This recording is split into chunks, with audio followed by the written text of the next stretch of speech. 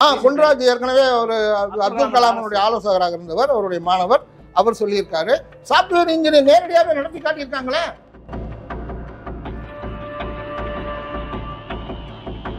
முடிஞ்சு போச்சு, இந்திய நாட்டையும் மொத்தமாக கொடுத்துட்றேன், நீ என்னுடைய அக்கௌண்ட்ல பணத்தை போட்டுரு, நான் தேர்தலை வச்சு இவிஎம் மிஷினை ரெண்டையும் வச்சு சோழியை முடிச்சிடுறேன், யாருக்கும் வேலை இல்லை. நீங்கள் என்ன பண்ணுவீங்க?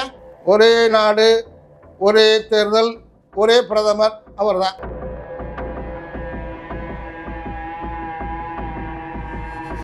தேர்தல் பத்திரத்தின் மூலமாக மிகப்பெரிய ஊழலை, விஞ்ஞான ரீதியான ஊழலை பிஜேபி செய்திருக்கிறது. சட்ட ரீதியாகவும் அதை அங்கீகரித்து தேர்தல் பத்திரம் என்ற சட்டத்தின் மூலமாக கருப்பு பணத்தை வெள்ளப்படமாக்கி, இது எவ்வளவு பெரிய மோசடி.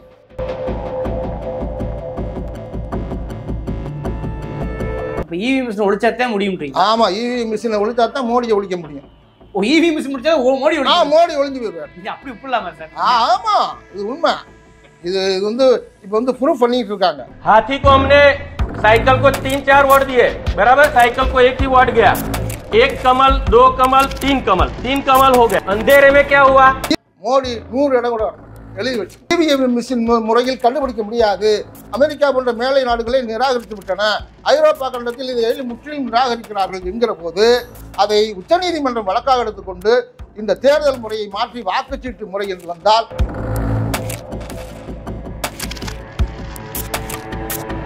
அதை கண்டுபிடிச்சு இன்னைக்கு குற்றவாளி அறிவித்திருக்கான். நீ மோடி சர்க்கார் உடனே ராஜினாமா பண்ணிருக்க வேணாம். இன்னைக்கு எவ்வளவு ஒரு அயோக்கியத்தனம், பச்சையா வெளிப்படையா சிசிடிவி கேமரா இருக்கு, அதிகாரிகள் எல்லாரும் இருக்கா, வெளிப்படையாக தவறு செய்கிறார்கள். இதை எப்படி அனுமதிக்கிறது?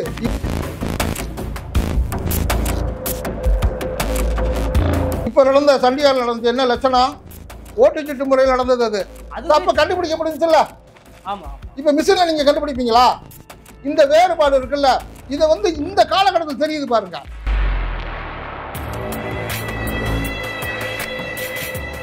இவிஎம் மிஷின் என்பது சாப்ட்வேர் முறையில் தவறுகள் செய்யலாம் என்று உச்ச நீதிமன்றத்தில் நிரூபித்து காட்டிவிட்டார்கள்.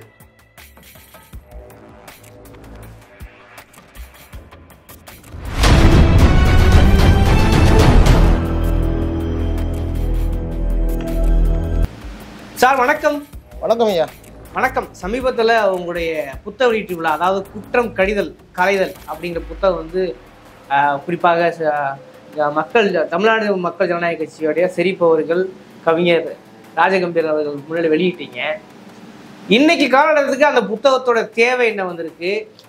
அந்த புத்தகத்துடைய நோக்கம் என்ன? அதாவது ஒரு சமூகம், அது இந்திய அளவிலும் சரி, தமிழக அளவிலும் சரி, திராவிடமாக 4 மொழிகளாக இருந்த காலகட்டத்திலும் சரி, இந்த சமூகத்தை சூத்திர சமூகமாக, பஞ்சமர்களாக, ஆரிய கட்டமைப்பின் மூலமாக, வேத கட்டமைப்பின் மூலமாக பார்ப்பனர்கள் நம்மை இழிவானவர்கள் என்றும் தாழ்ந்தவர்கள் என்றும், இந்த மண்ணிற்கு சம்மதம் இல்லாதவர்கள் எங்கே இருந்து வந்தவர்கள், இந்த மண்ணிற்கு உரிமையானவர்களை, இந்த மண்ணின் மைந்தர்களை பஞ்சம சூத்திரனாக கட்டமைக்கப்பட்ட அந்த மிகப்பெரிய கோட்பாட்டை எதிர்த்து தந்தை பெரியார் போராடினார், அதற்காக செயல்பட்டார்.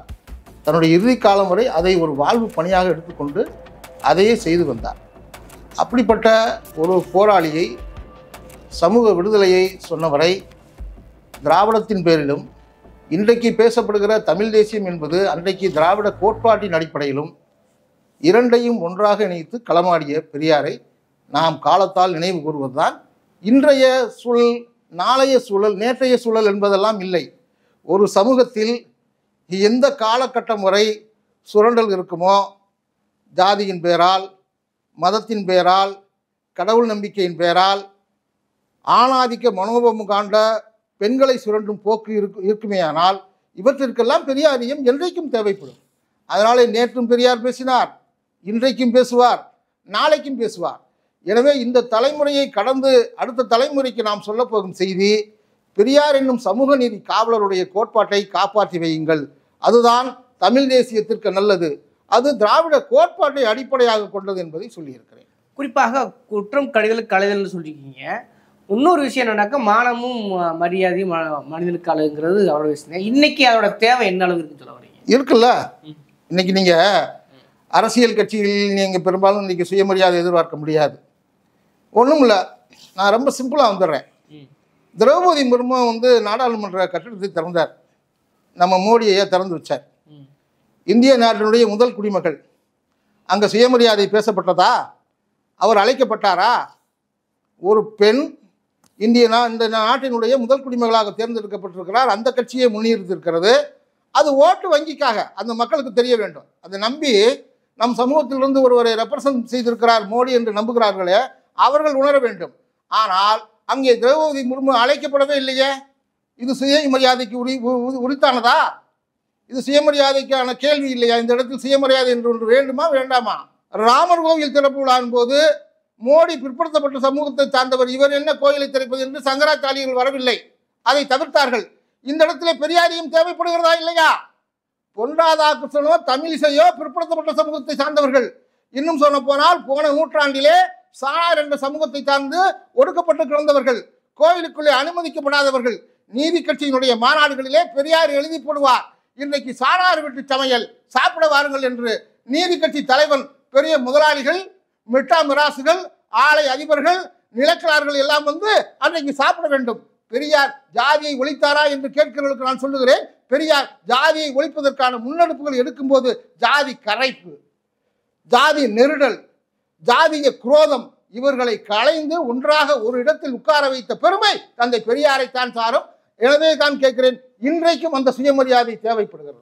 இன்றைக்கும் அது தேவைப்படுகிறது, நாளைக்கும் தேவைப்படும். நான் எப்படி இல்ல பிஜேபி என்ன சொன்னா, நாங்க இன்னைக்கு சமூக நீதி கட்சிங்கிற நாங்க பாருங்க முர்மு கொடுத்துருக்கோம், அப்துல் கொடுத்தோம், இப்போ வந்து ஒவ்வொருத்தரும் அந்த மாதிரி நான் ஃபாலோ பண்ணிக்கிட்டு சொல்றாங்கல்ல, அது எப்படி? அதுதான் சொல்றேன், அது ஒரு ஏமாற்று பித்தலாட்டம் என்று நான் சொல்லுகிறேன். திரௌபதி முர்முக்கு நடந்த கொடுமை மட்டுமல்ல, அந்த கட்சியிலே உள்ளவர்களுக்கு நடந்து கொண்டுதான் இருக்கிறது. எங்க ஒரு பார்ப்பனையை தலைமையை மீறி ஏதாவது ஒரு முடிவெடுக்க சொல்லுங்கள் பார்ப்போம். ஏதாவது ஒரு சான்று காட்ட முடியுமா? முடியாது. கேடி ராகவனை என்ன பாடுபடுத்தி அண்ணாமலை விரட்டினார். அவர்களுக்குள்ளே நடந்த மோதல் என்ன தெரியுமா உங்களுக்கு? அவர் பார்ப்பன சமூகத்தை சார்ந்தவர். அவர் இருந்தால் இவரால் டாமினேட் பண்ண முடியாது. அவர் ஒரு பாலியல் பிரச்சனையில சிக்கினார், அவரை அண்ணாமலை வெளியேற்றினார். இது எதை காட்டுகிறது? கேடி ராகவன் இருந்தால் அண்ணாமலைக்கு இடமில்லை, தமிழிசைக்கு இடமில்லை, பொண்டாருக்கு இடமில்லை. அங்கே பார்ப்பனியம் தான் கோலோச்சும். அது ஃபண்டமெண்டலி அவங்களுக்குள்ள பிலாசபி, தத்துவம். அந்த தத்துவ கோட்டிலிருந்து அது என்றைக்கும் விலகாது. இன்றைக்கும் நான் குஜராத்திலே சொல்லுகிறேன், RSS மோடியா என்று வந்து விட்டது. இது வந்து ஏதோ ஒரு முணுமுணுப்பு அல்ல, செய்தி அல்ல. இன்றைக்கும் குஜராத்திலே நடந்து கொண்டுதான் இருக்கிறது.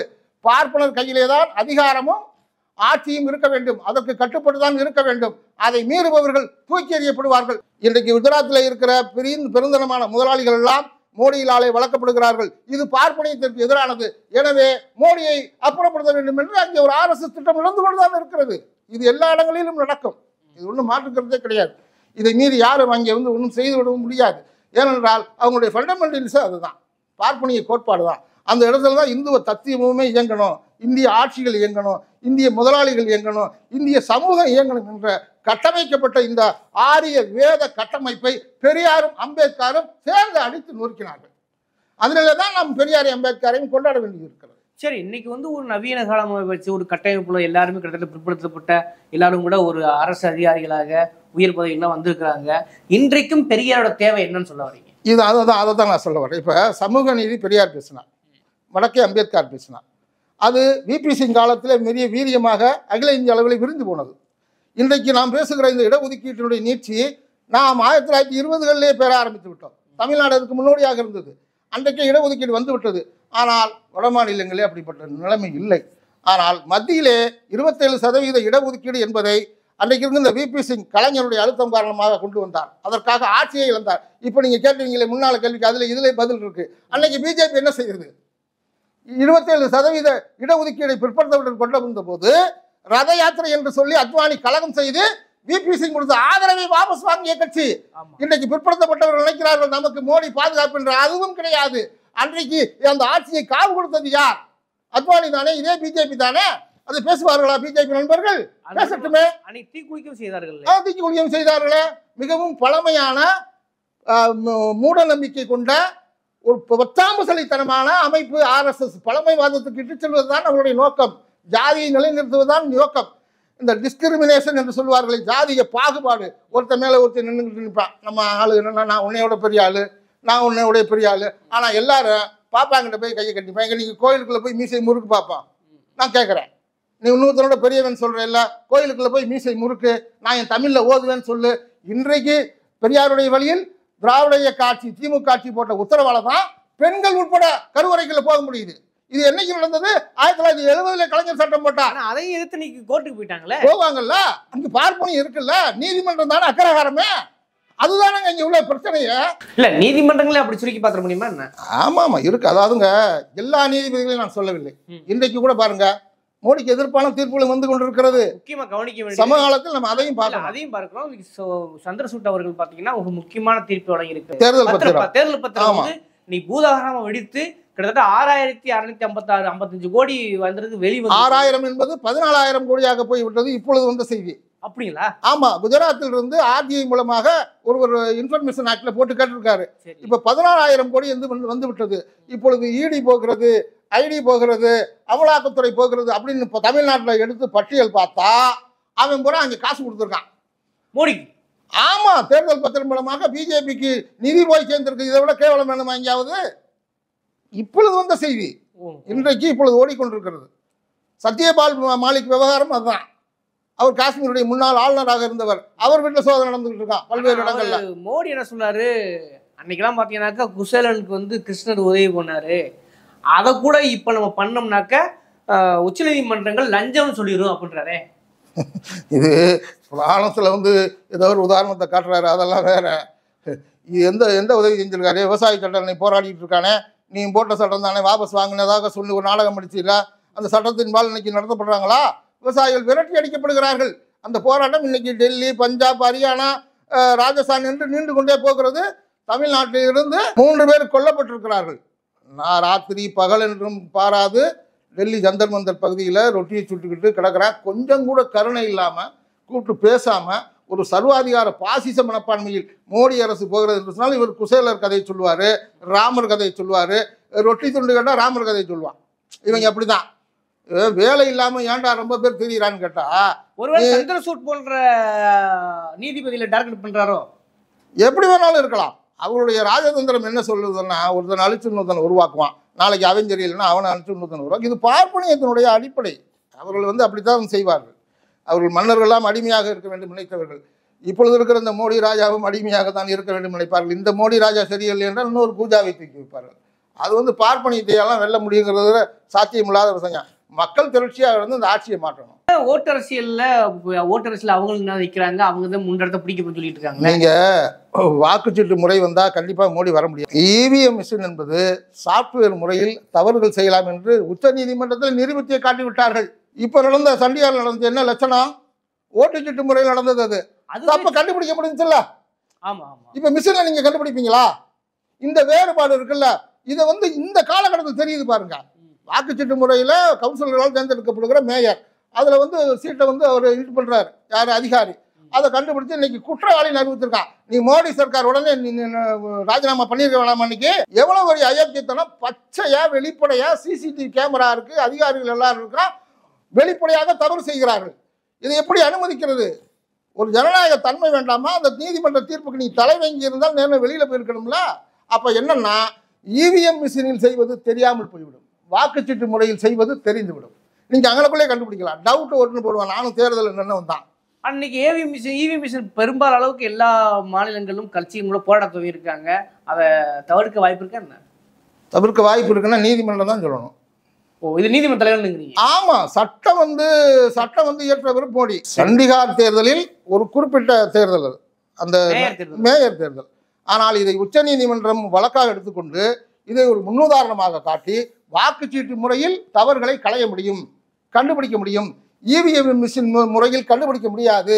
அமெரிக்கா போன்ற மேலை நாடுகளை நிராகரித்து விட்டன, ஐரோப்பா கண்டத்தில் இதை முற்றிலும் நிராகரிக்கிறார்கள் என்கிற போது அதை உச்சநீதிமன்றம் வழக்காக எடுத்துக்கொண்டு இந்த தேர்தல் முறையை மாற்றி வாக்குச்சீட்டு முறை என்று வந்தால் மோடி 100 இடம் கூட வரமாட்டார். எழுதி வச்சுங்க. என்ன சார் சொல்றீங்க? உறுதியாக வரமாட்டார். அவங்க நம்புறாங்க. எனக்கே சந்தேகம் உண்டு. போன முறை ராஜஸ்தான்ல ஜெயித்த போது காங்கிரஸ் ஜெயித்தது. ஆனால் 6 மாசத்துக்கு நடந்த தேர்தல் ராஜஸ்தான்ல வரல. மத்திய பிரதேசத்தை கணிசமா ஜெயிச்சாங்க, வரல. இப்போ எப்படின்னு பார்க்கும்போது ஆச்சரியமா இருக்கு. ஒரு ஆட்சியின் மீது அதிருப்தி வருவதற்கு பல வருடங்கள் ஆகும். குறைஞ்சது 2 வருஷமாக ஆகும், இல்லை 1 வருஷம் ஆகும். 4 மாசம் 5 மாசத்துல ஒரு அரசின் மீது அதிருப்தி கிரியேட் ஆகி காங்கிரஸ் தோற்று விட்டது என்பது எங்களுக்கு போன்றவர்களுக்கும் பெரும் அளவுல சந்தேகம் இருக்குது. இந்த சந்தேகம் இப்போ ஊர்ஜிதப்படுகிறது. இது ஒன்றும் மாற்று கருத்தே இல்லை. அப்ப இவி மிஷின் ஒழிச்சாத்தான் முடியும்ன்றீங்க? ஆமா, இவி மிஷினை ஒழிச்சா தான் மோடியை ஒழிக்க முடியும். இவி மிஷின் முடிச்சா மோடி மோடி ஒழிஞ்சு போயிடுவார். இது அப்படி இப்படிலாமா சார்? ஆமா, இது உண்மை. இது வந்து இப்போ வந்து ப்ரூஃப் பண்ணிட்டு இருக்காங்க. பொன்ராஜ் கூட நீங்க பொன்ராஜ் ஏற்கனவே ஒரு அப்துல் கலாமுடைய ஆலோசகராக இருந்தவர், அவருடைய மாணவர். அவர் சொல்லியிருக்காரு, சாப்ட்வேர் இன்ஜினியர் நேரடியாகவே நடத்தி காட்டியிருக்காங்களே. இதுக்கு இந்த அரசு என்ன பதில் சொல்லுகிறது? ஏன் மௌனமாக இருக்கிறார்கள்? அதெல்லாம் நான் கேட்கிறேன். தேர்தல் பத்திரத்தினுடைய தீர்ப்புக்கு மௌனம் சாதிக்கிறார். இன்றைக்கு என்ன எவ்வளவு கோடிங்க வந்திருக்கு? 6000 கோடி, 14,000 கோடி ஆயிடுச்சு. இன்னைக்கு 14,000 கோடி. இன்று 14,000 கோடி ஆயிடுச்சு. குஜராத்தில் ஒரு ஆர்டி இன்ஃபர்மேஷன் ஆக்டில் போட்டு காட்டோம்னா அது பூரா வருது வெளியில. அப்ப வெளிப்படைத்தன்மை இல்ல சார். அவங்க தான் டாக்குமெண்ட் வச்சிருக்காங்க, காரணம் வச்சிருக்காங்க, நாங்க முறைப்படி இருக்காங்க, கருப்பு பணத்தை ஒழிக்கிறது தான் வழின்னு சொல்றாங்கல்ல. நான் உங்க கேள்வியிலே பதிலுக்கு வர்றேன். இப்ப சாதாரணமா ஒரு தேர்தலில் நிற்கிறவனுக்கு நாடாளுமன்றத்திற்கு ஆகக்கூடிய தேர்தல் ஆணையத்தால் நிர்ணயிக்கப்பட்ட, அரசால் நிர்ணயிக்கப்பட்ட தொகை எவ்வளவு? 95 லட்சம். 1 கோடின்னு வச்சுக்குவோம். 534 பாராளுமன்றம் இருக்கு. 535 கோடி, 550 கோடின்னு வச்சுக்குவோம். ஆனால் தேர்தல் பத்திரத்தின் மூலமாக கிட்டத்தட்ட 15,000 கோடி வந்திருக்கு. எப்படி வந்திருக்கு? இது வந்து வரம்பு மீறியது இல்லையா? நீங்க கருப்பு பணத்தை வெள்ளையாக்குவது சட்டபூர்வமாகவே நிகழ்ந்து விட்டால் இங்க என்ன சார் வேலை இருக்கு? தமிழ்நாட்டில் நடந்த அனைத்து ரைடு நடந்த இடங்களையும் பார்த்துருப்பீங்கல்ல. இங்க திமுக காரன் வீட்டுக்கு மட்டும் போகலாம், அங்கே நகைக்கடைக்கு போச்சு, இங்க வந்து அப்பார்ட்மெண்ட்டுக்கு போச்சு, இங்க வந்து ரியல் எஸ்டேட்டுக்கு போச்சுன்னு சொன்னாங்க பார்த்தீங்களா? முதலமைச்சர் வீட்டுக்கே போயிடுச்சு. இது கூட எந்த வழக்காகவும் எனக்கு பதிவு செஞ்சதா தெரியல. ஆனால் தேர்தல் பத்திரத்தில் அவரவர்கள் பணத்தை கொடுத்திருக்கிறார்கள். இது இதையே 300க்கு மேல வருது சார். அப்புறம் எப்படி இது ஜனநாயகமாகும்? வெளிப்படைத்தன்மை வேணும்ல. நீ பட்டியலை வெளியிடுறீங்கன்னா நல்லவன், நீ யோக்கியம் இல்லை, அதனால பத்திரத்தை வெளியிடல. நீங்க எதிர்கட்சிக்காரவங்க கொடுத்ததெல்லாம் வெளியில வருமா தெரியுமா? அது அரசு வந்து வெளியிடுமா? ஆனா பிஜேபி காரன் வாங்கினது மட்டும் வெளியில வராதா? இது என்ன சார்? எங்க அப்பன் குதிரைக்குள்ள இல்லைங்கிற கதையா இருக்கு. இப்போ என்ன ஆகி போச்சு? குட்டு உடஞ்சி போச்சு. ஆர்டி இன்ஃபர்மேஷன் ஆக்டில் போட்டு எடுத்துட்டான். இப்போ என்ன செய்ய? இப்போ என்ன பதில் என்ன? பிஜேபி என்ன சொல்ல போகுது? தேர்தல் பத்திரத்தின் மூலமாக மிகப்பெரிய ஊழலை, விஞ்ஞான ரீதியான ஊழலை பிஜேபி செய்திருக்கிறது. சட்ட ரீதியாகவும் அதை அங்கீகரித்து தேர்தல் பத்திரம் என்ற சட்டத்தின் மூலமாக கருப்பு பணத்தை வெள்ளைப்படமாக்கியிருக்காங்க. இது எவ்வளவு பெரிய மோசடி! இதுக்கு மேல என்ன சார்? நீங்க ஏர்போர்ட்டை வித்துக்குங்க, விமான இது துறைமுகத்தை வித்துக்க, ரயில்வே ஸ்டேஷனை வித்துக்க, தேர்தல் பத்திரத்தின் மூலமாக பணம் கொடுத்துரு. Simple logic sir. இது சட்டத்தின் மூலமாக இப்படி கொடுத்துட்டா முடிஞ்சு போச்சு. இந்திய நாட்டையும் மொத்தமா கொடுத்துட்றேன், நீ என்னுடைய அக்கௌண்ட்ல பணத்தை போட்டுரு, நான் தேர்தலை வச்சு இவிஎம் மிஷினை ரெண்டையும் வச்சு சோழியை முடிச்சிடுறேன். யாருக்கும் வேலை இல்லை. நீங்க என்ன பண்ணுவீங்க? ஒரே நாடு, ஒரே தேர்தல், ஒரே பிரதமர், அவர் தான். இது வேற மாதிரி போயிடும். ஜனநாயக நாட்டில் அப்படி நம்பிக்கை இல்லாமல் போயிடலாம். நம்பிக்கை இல்லாமல் ஜனநாயகம்ங்கிறது எங்க இருக்கு? கோவாவில் பார்த்தோமா, மகாராஷ்டிராவில் பார்த்தோம். ஏக்நாத் சிண்டேயை வச்சு நீங்க வந்து என்ன கதை பண்ணீங்க? மத்திய பிரதேசத்தில் என்ன நடந்துச்சு? எங்க சார் ஜனநாயகம் இருக்கு? கர்நாடகாவில் என்ன நடந்துச்சு? பசவராஜ் பொம்மை எப்படி கொண்டு வந்தாங்க? எல்லாமே ஊழல் தான் சார். ஓகே, இறுதி என்ன சொல்ல வரீங்க? இறுதி இது சமூக நீதிக்கான மண். இங்க பெரியாரையும் தான் வெற்றி பெற முடியும். இன்னொன்னு பாருங்க, பெரியார் 1973 95 வயதில் மரணம் அடைந்தார். 73 டிசம்பர். இந்த 2023 50 ஆண்டுகள் நிறைவாயிடுச்சு. 50வது நினைவு தினம் கொண்டாடியாச்சு. ஆனால் பெரியார் அவர்கள் ஏன் அதிகமாக தாக்குறாங்க பாருங்க. பெரியார் சிலையை போய் உடைக்கிறான், பெரியாருக்கு காவி சாயம் பூசுறான், பெரியாரை இழிவுபடுத்தி பேசுறான். கருத்தியலாக ஆரோக்கியமாக யாரும் பேசுறது இல்லை, நான் பார்த்துட்டேன். அப்போ என்னன்னா, பெரியார் இன்றைக்கு அதிகமாக தேவைப்படுகிறார்.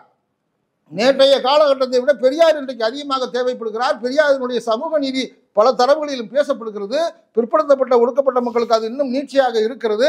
அப்படி பேசுகிற போது பெரியாரியம் தேவை என்ற சூழல் தான் இன்னைக்கு அதிகமாக இருக்கு. நேற்றை விட இன்னைக்கு அதிகமாக. இந்த மோடிங்கிற பெரிய பிம்பம், அது வந்து ஆர்எஸ்எஸ்னுடைய பிம்பம்.